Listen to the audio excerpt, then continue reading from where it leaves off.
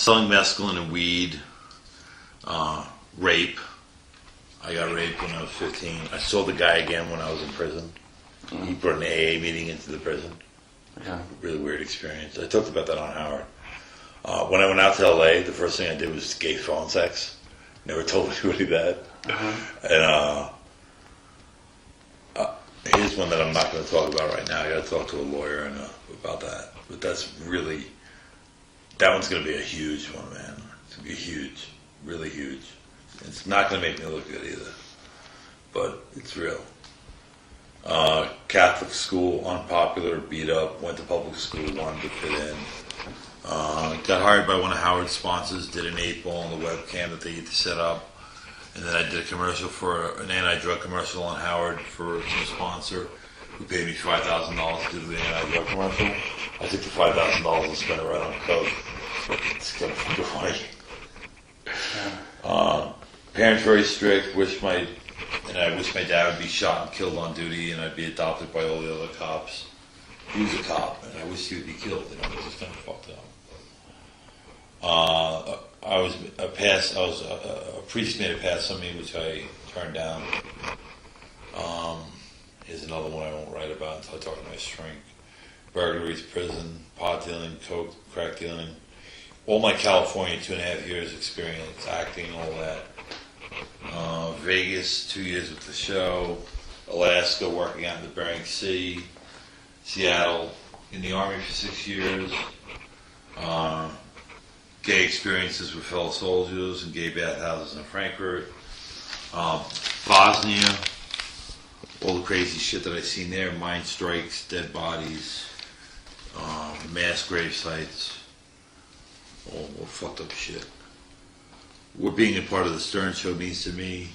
Charity work I've done, which has been major on a major scale. I did this whole thing with it's a long story, but it's really interesting, and it gets like international implications into it. And it's really fucked up. It sounds like spy shit, actually, man, because it turned into some weird shit. And I'll go into that. It turned into charity work where I was collecting donations. Yeah. To be sent overseas for the refugees that were fleeing Kosovo, and I was doing it. I meshed together with 2 different organizations, and one of them was setting up sea containers full of relief supplies that were expedited overseas. Like they weren't checked for nothing. Mm-hmm. They were sent like on the fast track to get over there for the refugees. Yeah. Dude, they were putting weapons and shit in these motherfuckers, sending them over there. Total fucking covert fucking shit that I knew about. Yeah. But I think our government was behind it. Like, I don't even know. Like, it's weird shit. But I'm going to write about that. Because it was interesting. And that's when I put together the concert with Yoko Ono and Sean Lennon. And Yoko doesn't know that the money that she donated to this organization went to buying weapons to fight a war. And she's all about peace. This is pretty fucking funny. What else? Alcohol abuse, drug abuse. 9/11 and 9/12.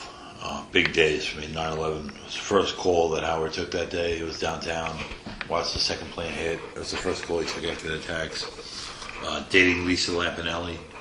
Banging Lisa Lampanelli. Oh, you knew that, right? Oh. Yeah, you know who Lisa Lampanelli is? Yeah. I used to date her, man. Wow. Yeah, look it up on the internet. It says... It's going to be exciting. It says who's dated who.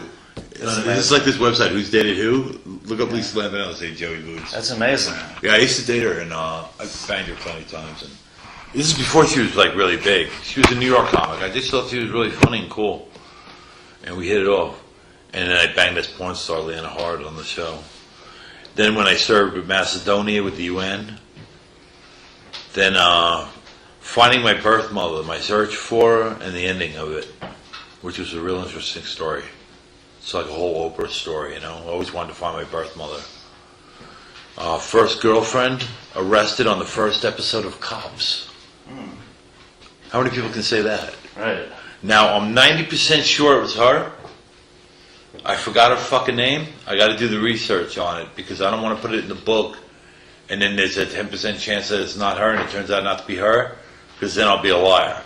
Right. But I'm like 90% sure it was her.